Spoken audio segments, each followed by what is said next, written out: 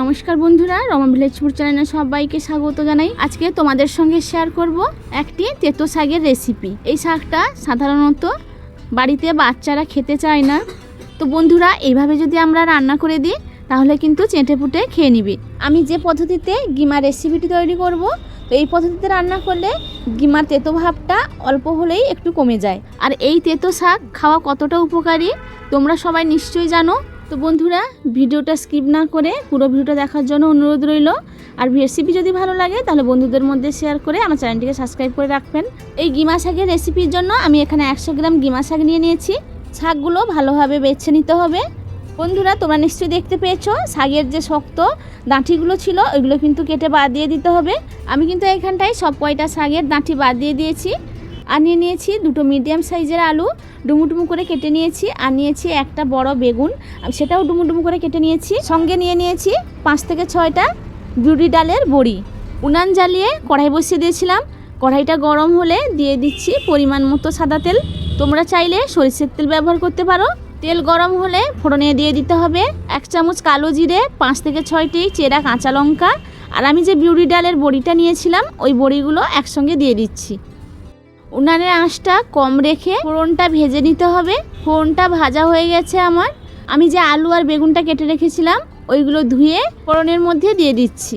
2 minute মতো হালকা নাড়াচাড়া করে ভেজে নিতে হবে। তো বন্ধুরা, কিছুক্ষণ ভাজার পরে দিয়ে দিচ্ছি পরিমাণ মতো হলুদ, দিয়ে দিলাম পরিমাণ মতো লবণ। যতক্ষণ না আলু আর বেগুন ভালোভাবে ভাজা হয়ে যাচ্ছে তো উনানের তাপ কম রেখে ভাবে নাড়াচাড়া করে ভেজে নিতে হবে। তো কিছুক্ষণ ভাজার পরে দেখতেই পাচ্ছ বন্ধুরা, আলু আর বেগুন কিন্তু পুরো ঝরঝরে হয়ে ভাজা হয়ে গেছে।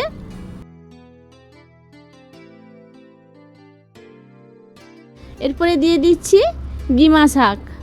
শাকগুলো কেটে বেছে ধুয়ে নিয়েছিলাম। শাকগুলো দিয়ে আবারও 2 থেকে 3 মিনিট নাড়াচাড়া করে নিব। এই রেসিপিটাতে কিন্তু আমি একটুও জল ব্যবহার করব না। তো বন্ধুরা, তোমরা চাইলে কিন্তু এতে পেঁয়াজ ব্যবহার করতে পারো। আমি কিন্তু আজকে নিরামিষ রান্না করছি, তাই আমি পেঁয়াজ ব্যবহার করিনি। তোমরা দেখতে পেয়েছো নিশ্চয়ই, আমি কিন্তু 2 থেকে 3 মিনিট নাড়াচাড়া করে একটা পাত্র ঢাকা দিয়ে দিচ্ছি। খুবই অল্প সময় ঢাকা দিয়ে দিতে হবে।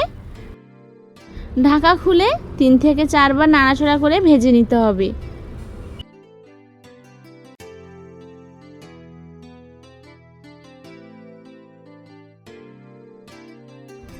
তো বন্ধুরা, তোমরা দেখতেই পাচ্ছ নিশ্চয়ই, আমি কিন্তু ঢাকা খুলে নাড়াচাড়া করে ভাজার পরে 3 থেকে 4 বার আমি ভেজে নিয়েছি। আর আলু আর বেগুনগুলো কিন্তু দেখতেই পাচ্ছ বন্ধুরা, সব কিন্তু পুরো সেদ্ধ হয়ে গেছে। আলু ও বেগুনগুলো খুন্তির সাহায্যে ভেঙে একটু মাখো মাখো করে নিব। তো বন্ধুরা, এই রেসিপিটি তোমরা বাড়িতে একবার ট্রাই করবে। খেতে কিন্তু গরম ভাতে, দুপুরের পাতে খুবই ভালো লাগে। এবং যারা তেতো খেতে ভালোবাসো না তারা যদি এই রেসিপিটি এইভাবে রান্না করো, খেতে কিন্তু খুবই ভালো লাগবে। তো বন্ধুরা, আজকের রেসিপি তোমাদের কেমন লাগলো নিশ্চয়ই ভালো লেগেছে। কমেন্টে জানাবে কেমন হয়েছে।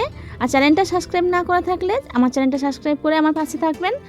আর রেসিপি ভালো লাগলে বন্ধুদের মধ্যে শেয়ার করে দেওয়ার অনুরোধ রইল। আর একটা কমেন্ট লাইক করে যাবেন। আজকের রেসিপি এইখানটাই শেষ করছি। ফিরে আসবো নতুন কোনো রেসিপি নিয়ে। সবাই ভালো থাকবেন, সুস্থ থাকবেন। টাটা।